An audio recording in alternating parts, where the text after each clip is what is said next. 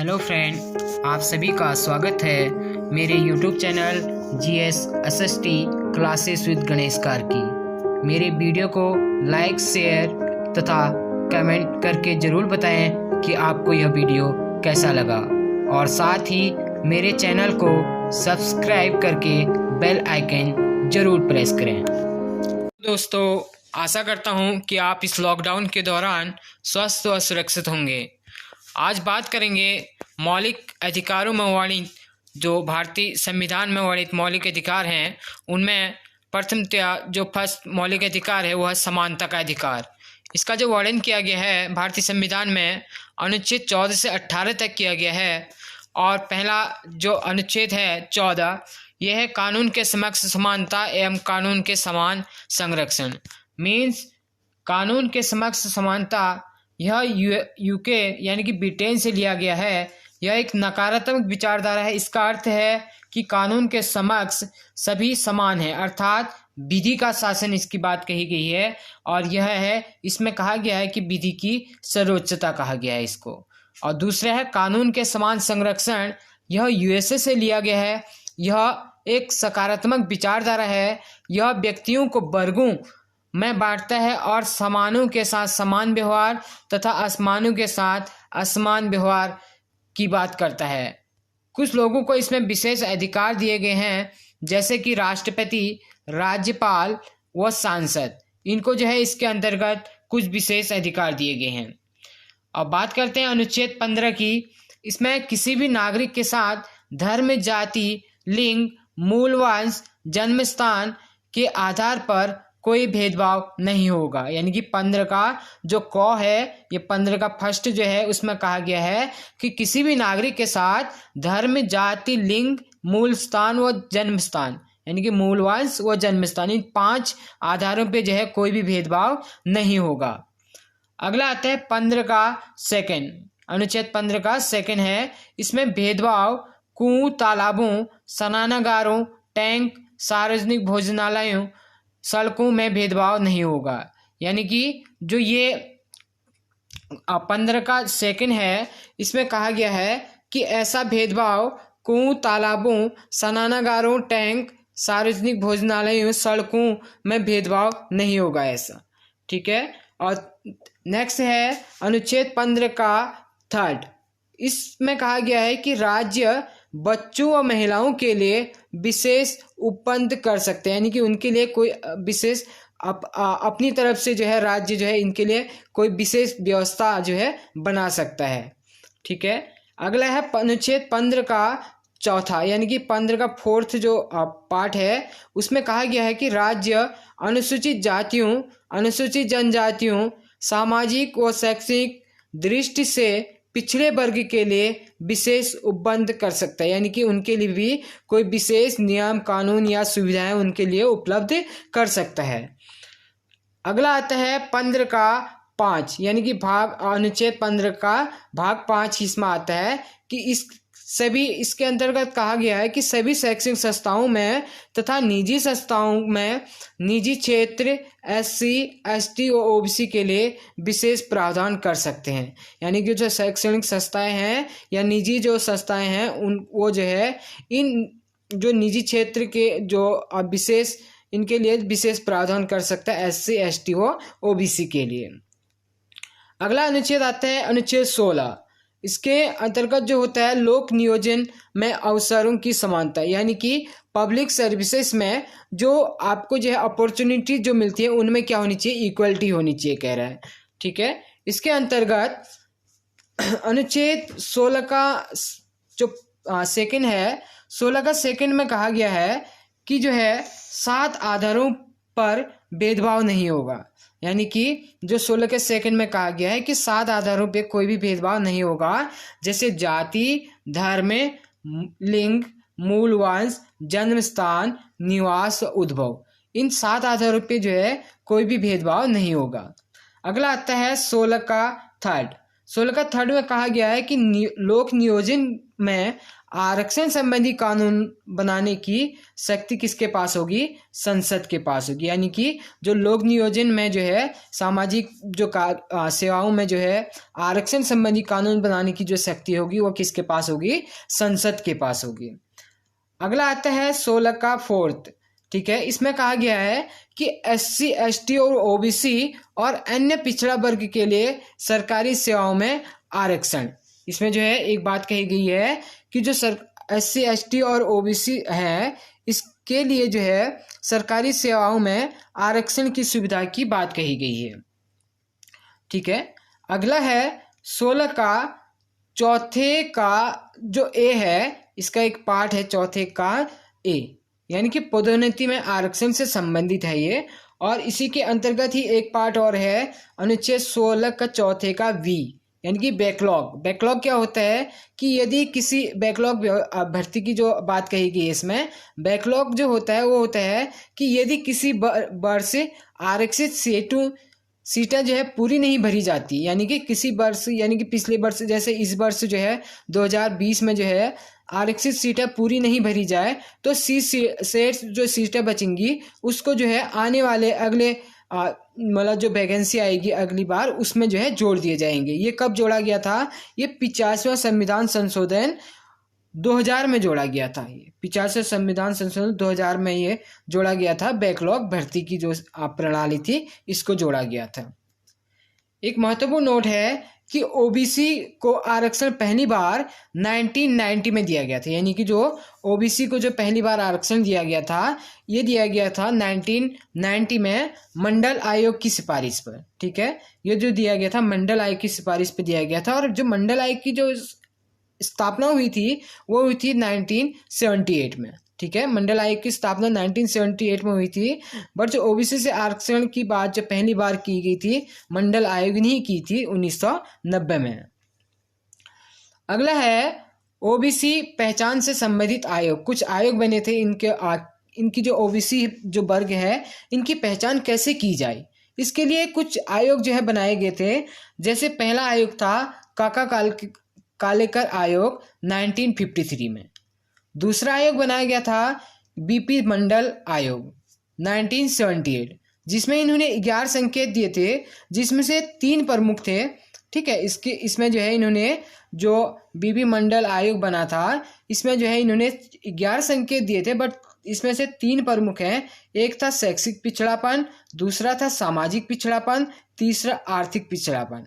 यानी कि 3 बेस आधार थे इसके जो जिस कारण जो OBC की पहचान की जा सकती थी। अगला जो आयोग यानी कि जो केस हुआ था OBC के किस प्रकार जो है इसमें जो है उचित माना जाए आरक्षण संबंधित, तो इसमें था इंदिरा साहनीवाद वर्सेस भारत संघ केस 1993 में। सर्वोच्च न्यायालय ने घोषणा की कि OBC आरक्षण 27% उचित है। इसने कहा था कि इस केस में जो है जो इंदिरा साहनीवाद वर्सेस भारत संघ केस 1993 में हुआ था, इसमें सर्वोच्च न्यायालय ने घोषणा की गई थी कि OBC का जो आरक्षण है वो 27% उचित है। ठीक है, और इसके बाद ही सेकंड कहा था कि आरक्षण की जो सीमा है 50% से अधिक नहीं होनी चाहिए। यानी किसी राज्य में आरक्षण जो मिलना चाहिए वो जो है जितना भी आरक्षण दे रहे हैं वो SC को दे रहे हैं, ST को दे रहे हैं, OBC को दे रहे हैं, या जो भी आरक्षण आप देना चाहते हैं वो आपके राज्य में जो है उसकी जो अधिकतम सीमा है 50% से अधिक नहीं होनी चाहिए थी। ठीक है, जैसे जो है एग्जाम्पल के तौर पे OBC को 27%, SC को 15% और ST को 7.5, यानी कि टोटल जो है 50% से अधिक नहीं होना चाहिए। इसके बाद इसी में बात की गई थी कि पदोन्नति में आरक्षण उचित नहीं है। ठीक है, OBC में क्रीमिलियर को परिभाषित किया गया, किसी की यानी क्रीमिलियर को परिभाषित किया गया कि इसमें जो है OBC की जो आय है 8 लाख से अधिक नहीं होनी चाहिए, तभी उसको क्या माना जाएगा? OBC माना जाएगा।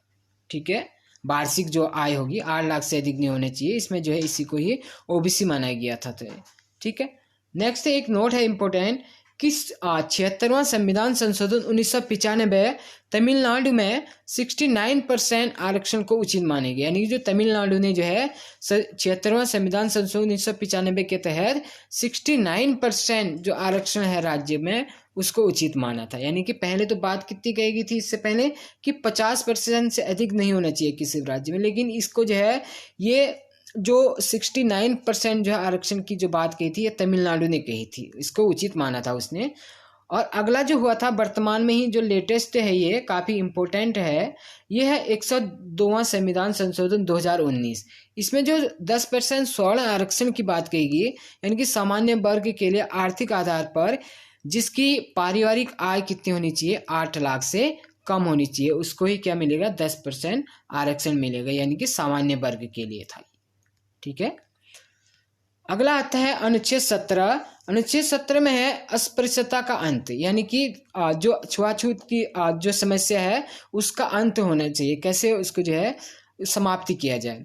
ठीक है, उसके जो है अनुच्छेद 17 में बात की गई कि भारत में छुआछूत एक समस्या है। अस्पृश्यता की परिभाषा कौन दे सकता है, सिर्फ न्यायालय द्वारा इसकी परिभाषा दी जा सकती है।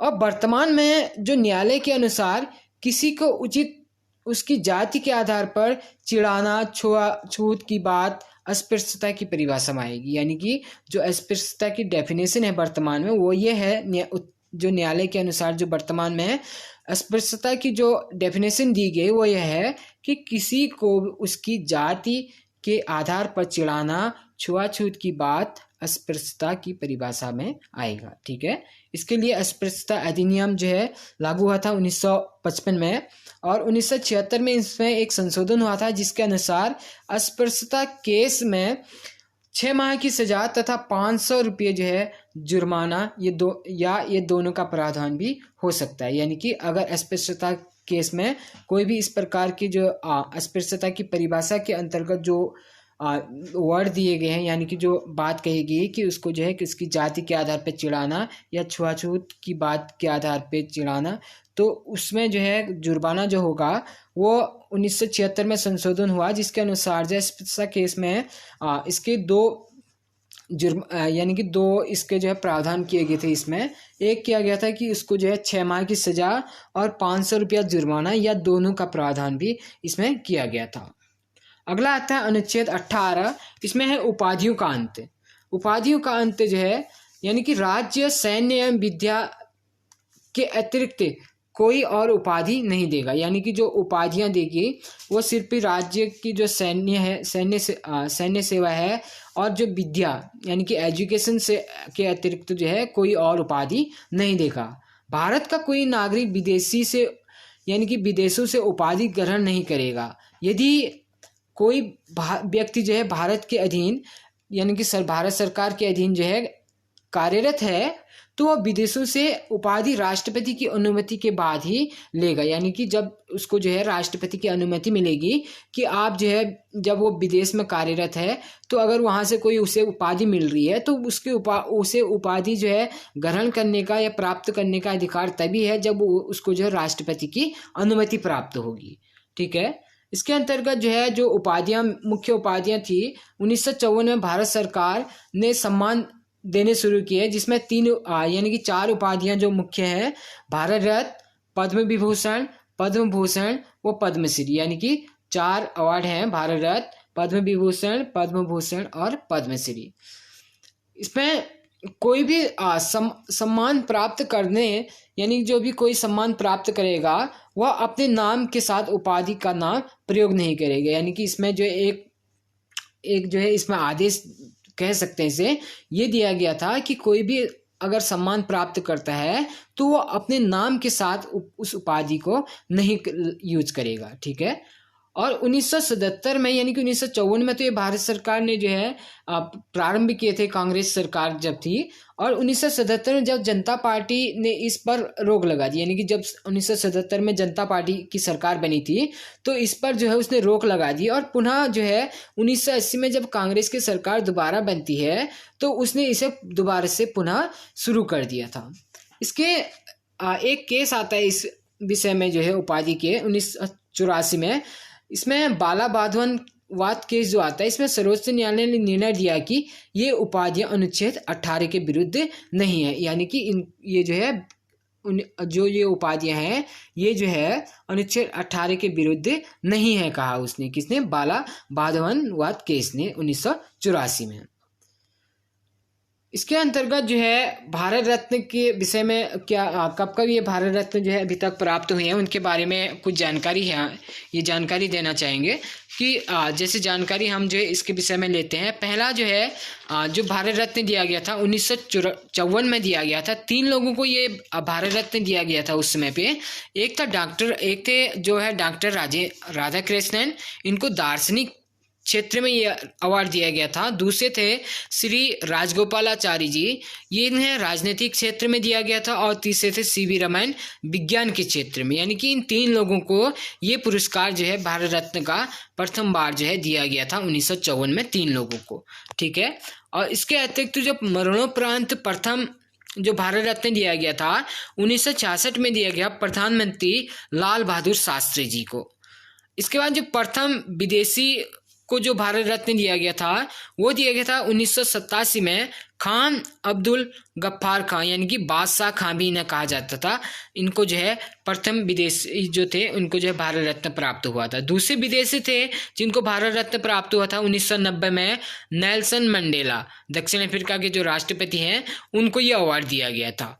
और इसी के साथ ही जो पहली भारतीय महिला थी भारत रत्न प्राप्त करता 1971 में इंदिरा गांधी को ये अवार्ड दिया गया था। ठीक है। और इसी के बाद ही जो ये था जो मौलिक अधिकार है भारतीय संविधान में, जो मौलिक अधिकार है उसका पार्ट 2 था ये। इसके साथ ही अगला पार्ट जो है पार्ट 3 अब जो है इसमें आएगा स्वतंत्रता का अधिकार, यानी कि पार्ट 3 जो आएगा वो आएगा स्वतंत्रता का अधिकार। ठीक है। धन्यवाद।